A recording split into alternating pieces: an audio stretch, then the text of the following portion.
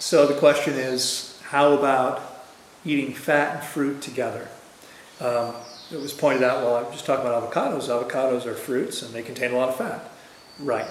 But avocados contain almost no sugar.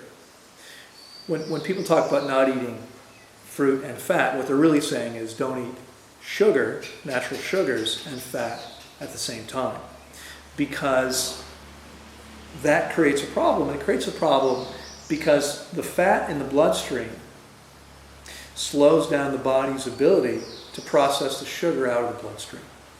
So you wind up with issues. If someone who's, for instance, dealing with a candida problem is going to have much more of a problem if they're eating avocados with sweet fruit, right? So avocados and bananas might taste good together, but they're not really a great combination. And if you go to raw restaurants, we were just at the Cafe Gratitude together, you and I over there for 3 or 4 times, I think, for delicious things. But their typical dessert at any raw food restaurant, typically a combination of fat and sweet stuff. It doesn't have to be, and I know there are places that aren't doing that, and that's wonderful. And I'm not saying you can't ever do that. I ate some of that stuff on this tour, and it was delicious. And when I came back, I needed a week to just get back to the place where I'm feeling 100% again after eating some of that stuff. So imagine people that are doing that every single day.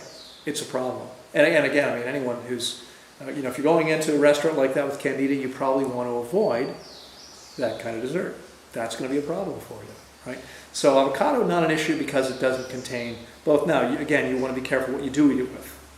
And so it tends to combine best avocados, fats in general, with acid fruits, with things that are acidic. Tomatoes and avocados are a classic combination. Avocados do pretty well with citrus. Again, it's got a high acid content. There's more sugar, but it still tends to be okay. Again, it wouldn't be okay at all for someone with candida. In fact, most people with candida need to avoid citrus to begin with. So, that would be out of the picture. Now, you do have things like durian. And durian, one of my favorite foods, probably my favorite food, in fact, durian is going to be around 17% fat, and it does contain a fair amount of sugar.